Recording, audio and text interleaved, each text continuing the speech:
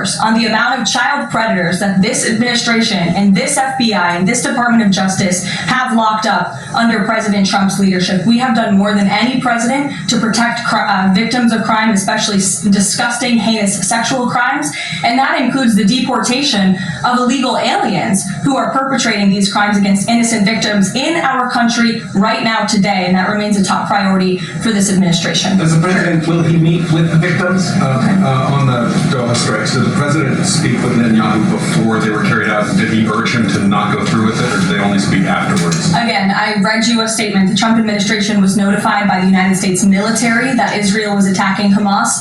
The president directed the special envoy Witkoff to immediately call the Qataris, and after the attack, he spoke to Prime Minister Netanyahu. Thank you. Go ahead. About the Epstein case, would the White House report a professional handwriting expert review of the document released yesterday to prove that it's not the president's signature? Sure, we would support that. And in fact, I have already seen many forensic analysts of signatures coming out. I believe it was the Daily Signal that published a piece with 3 separate signature analysts who said that this absolutely was not the president's authentic signature. And we have maintained that position all along. The president did not write this letter. He did not sign this letter. And that's why the president's external legal team is aggressively pursuing litigation against the Wall Street Journal, and they will continue to. Christian. Thanks, Caroline. Following up on Ed, now that we have these revised jobs numbers, is the president concerned at all that price spikes, stemming from his tariffs through the end of the year, might actually be driving the country towards a depression or a recession? What I'm asking is he committed to these policies now that we know how faulty the jobs data was? The president is committed to his policies because his policies are working, Christian. And there have been a lot of people fear-mongering about inflation in this room, but it just has not come to fruition. On a monthly basis, CPI inflation has now come in at or below the market's expectation for 6 consecutive months. Every month that President Trump has been in office, overall inflation has run at a 1.9% average pace in the president's first 6 months in office. I would have told all of you that in January, you would not have believed me, but those are the facts and those are the numbers. And we also see many other positive signs in economic indicators like real GDP. In the second quarter, it was revised up to 3.3%. That beat the market's expectation. We know there's a capital spending boom right now, which we know is one of the greatest economic indicators of job growth. We know wages are increasing at a far faster pace than they were under the previous administration. We see productivity in the second quarter was also revised up to a strong 3.3%. And total industrial production, factory output also surged. All of this means the economy is moving. People are working. People are spending money. You look at consumer spending. That is also ticking up and in the right direction. And in a large part, it's because of the incredible work the president has done in terms of energy and unlocking our energy dominance in this country. Again, these jobs, the numbers from the BLS today prove that the economy was an absolute mess, and we are working every single day to fix it, and all of those indicators I just read for you are a positive sign of what is to come. Just one more quickly on trade. Danny. I just wanted to get a bit of clarity on the sequence of events for the Doha attack and the notification. You said that the U.S. military notified, the Trump administration was notified by the U.S. military. That's right. Was the U.S. military notified by the Israeli military, or did the U.S. military detect an incoming Israeli attack on Qatar? The U.S. military notified the White House and the President of the United States. That's all I have to share for you on that, Danny. Thank you. Jeff. Also following up, you said that the president assured the leaders in Qatar that this would never happen again. Did he say that to the Prime Minister of Israel, and did Prime Minister Netanyahu agree to that?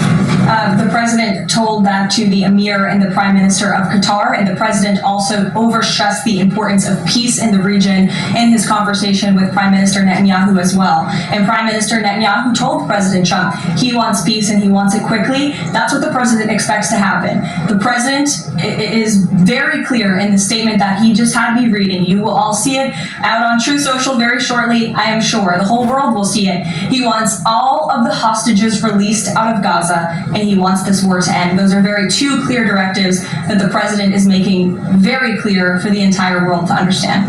Mary. But Qatar obviously has been helping to negotiate these ceasefire talks. Does the president think that Israel is undermining negotiations by striking Qatar? Is he concerned that Qatar's no longer going to want to play that intermediary level? addressed that in the statement. I can read the whole thing for you again. I think it's very thorough because the president wanted to address all of your questions. We wrote, unilaterally bombing inside Qatar, a sovereign nation and close ally of the United States that is working very hard and bravely taking risks with us to broker peace, does not advance Israel or America's goals. However, eliminating Hamas, who have profited off the misery of those living in Gaza, is a worthy goal. So he answered that question himself. You can't say that Israel informed the U.S. What I can tell you is the United States military informed the Trump administration. Thank you. A quick follow on that. Can you tell us when the U.S. military was notified, given that the largest U.S. military base is in Doha? And then I have a question on DC crime. This morning, just before the attack, as I said earlier as well. Okay, thank you. And yesterday, the president spoke about DC crime and talked about how there was virtually none.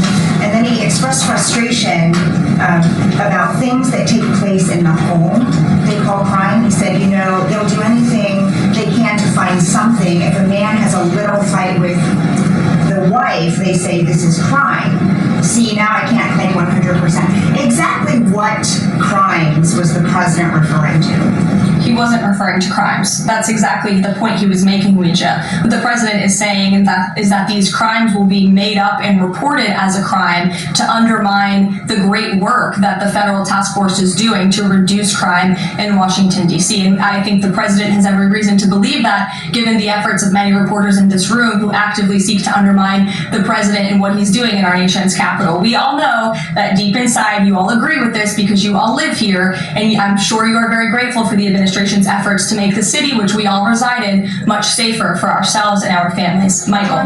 Thank you, Caroline. Florida Congressman Randy Fine is calling for judges to face consequences if the violent repeat offenders they release go on to commit new crimes. Is that something the president supports?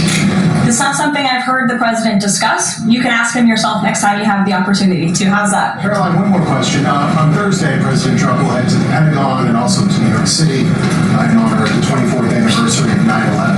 Has the president expressed any interest on creating or having congressmen create a new 9/11 commission to answer some of the ongoing questions many Americans have about that day? I, again, have not heard the president discuss that. You're welcome to ask him yourself, but I do know he very much looks forward to going to both the Pentagon and the Yankees game in New York City on Thursday to commemorate the 24th anniversary. As you know, the president is a New Yorker at heart. He loves the city very much. It is his home, and you'll hear more about that on Thursday when the president speaks on this himself. Kelly. Caroline, thank you. I want to ask you a question about the president speaking yesterday before the Religious Liberty Commission. As you know, he's created the White House Faith Office, the Task Force on Anti-Christian Bias, and yesterday he talked about the importance of the Bible in America and the importance of prayer in America. Some people have criticized him for that in stating that he's espousing Christian nationalism. Yet the president has called on the American people to band together in praying for this nation for people of all faiths. How important is that to the Trump administration, and are there guidelines for implementing that?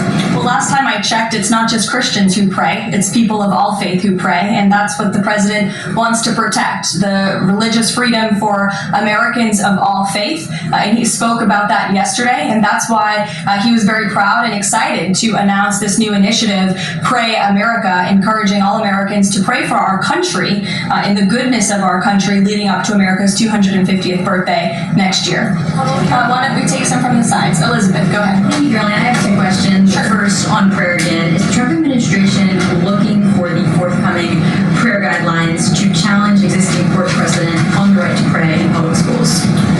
Well, the president spoke about that yesterday, and some of the changes we are making to ensure that the religious liberties of America's students and our youth are respected in public schools. In fact, he had a young student and invited him on stage to share his story about how when this young boy spoke about biological and biblical truth in his classroom, he faced consequences for that, and how Americans of faith should not be facing consequences for expressing their religious freedom and their religious views. Not in any public school in America should that be happening. You heard the president talk about that yesterday.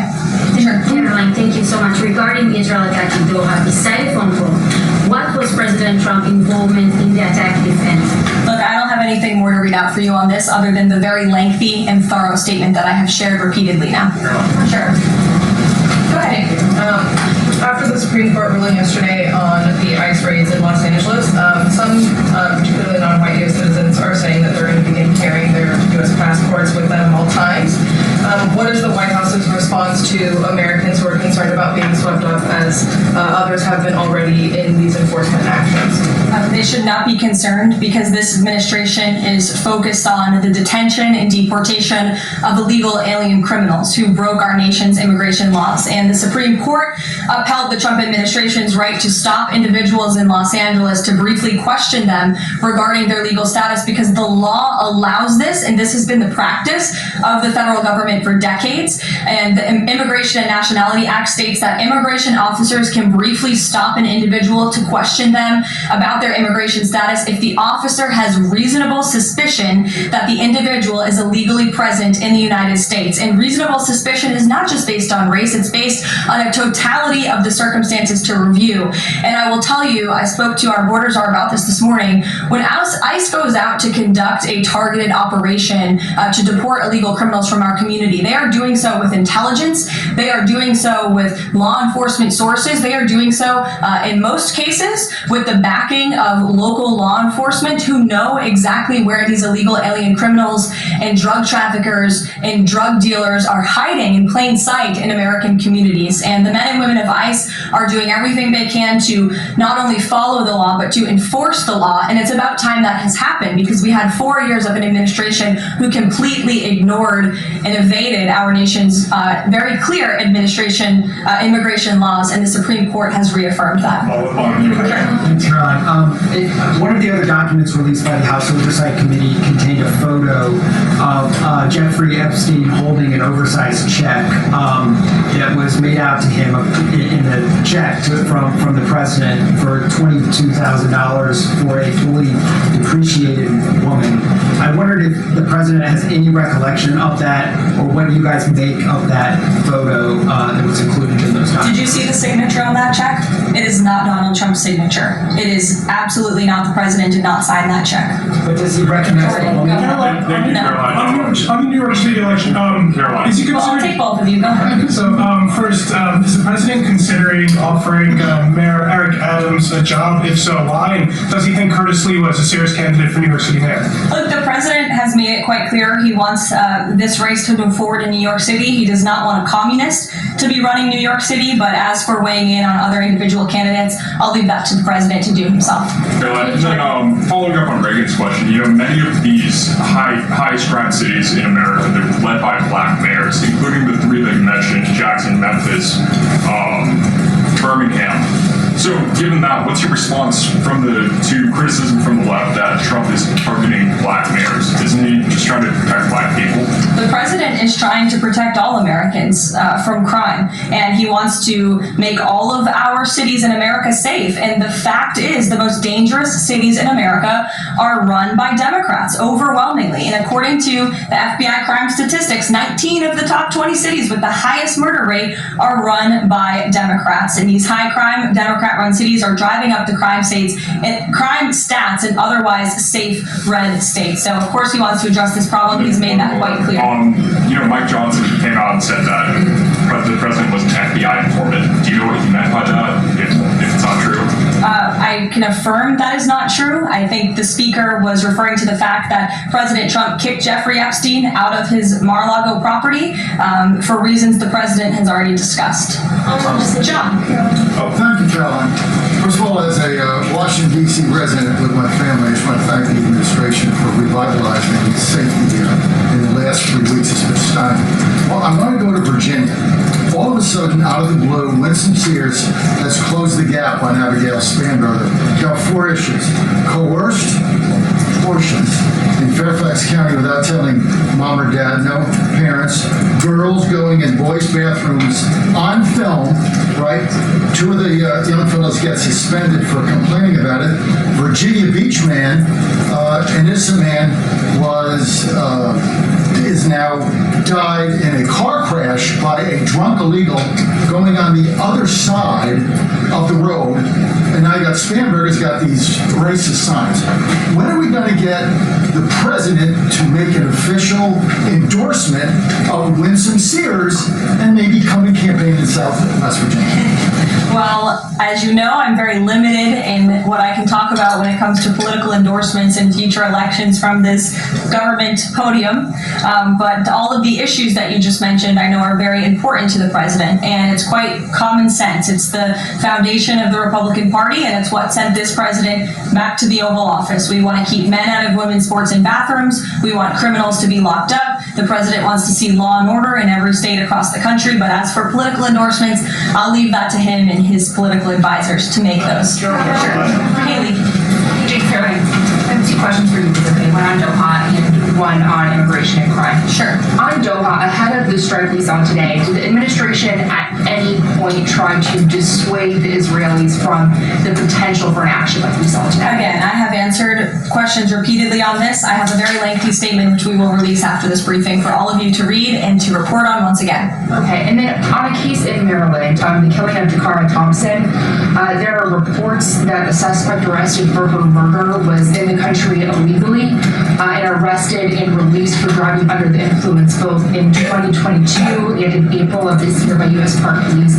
Is the administration looking into what process allowed this to take place? Yes, we absolutely are. As soon as we saw this case, we ensured that the Department of Homeland Security and the Department of Justice were on it, and I can assure you that they are. This is another heinous act of violence against someone who should have never been out of our country illegally in the first place, and that's exactly why the deportation of illegal criminals from our country is a top priority for this administration, and it's something that is happening every single day. And I would encourage all of you to continue to report on the very violent illegal alien criminals that we are deporting daily from American communities across the country. We will never understand how many lives have been saved by these efforts, or how many lives would have been lost if not for this president and the administration's policy to deport illegal criminal aliens. Thanks, Caroline.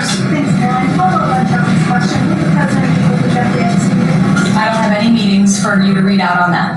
Caroline, go ahead. Thanks, Caroline. Is the Trump administration considering a ban on transgender Americans owning guns? Is that something the president would support, even as we've seen some gun groups oppose the idea of it? I saw reporting on this. I understand there were very preliminary, low-level discussions about this at the Department of Justice, and then sometimes those discussions are reported as fact. I'm not tracking any potential actions on this front, and I'll let the president weigh in on that. It's a policy decision, and it's far too early or would be premature or inappropriate for me to weigh in on it at this point in time.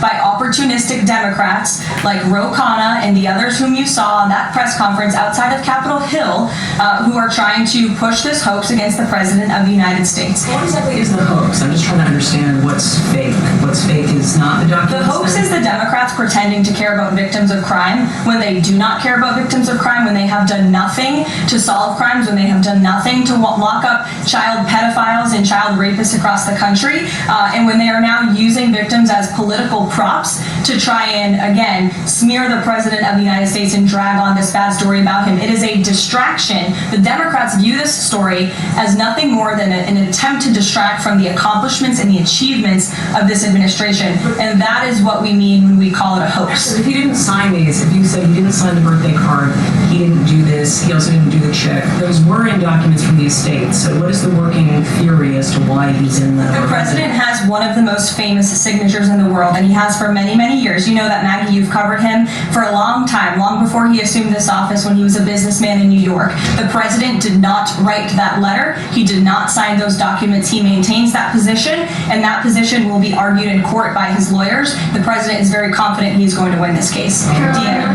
Thank you. Is the president planning to meet with Eric Adams in New York, maybe at the Yankees game? And has he personally talked to him about the race? I am not tracking any meeting with Mayor Adams at this time, but if that happens, I'm sure the New York Post will be one of the first people to know about it. I'll take a couple more questions. Why don't we go to the back? I'd love to see with News Nation regarding the growing U.S. military News presence. Nation, all the way in the back. Regarding the U.S. military, the growing U.S. military presence in the Caribbean, when asked directly about possible future military action, President Trump responded, "You're going to find out." What could the U.S. public expect of that situation moving forward, and what sort of ongoing threat does Transgender? I think it would be very unwise of me to preview what the president meant from this podium. But I think with the heart of what the president was saying, I know what the heart of what the president was saying and this administration believes is that the regime in Venezuela is illegitimate, and it is unacceptable to this president and this administration to traffic illegal, deadly drugs into the United States of America. And that's why the president and the administration took very strong action against about 11 narco-terrorists in international waters, as you all saw. I think that sends a very strong message to drug traffickers around the world. The president will not tolerate it, and the amount of drugs on that boat represents the lives of thousands of Americans that could have been killed by that deadly poison, and we're not going to allow that deadly poison to come into our country. The president will be signing a proclamation in the Oval Office later this afternoon, and we will see you all later. Thank you. All right, so you've been watching now for about 45 minutes. Karoline Leavitt, the White House press secretary, taking questions from the media. Off the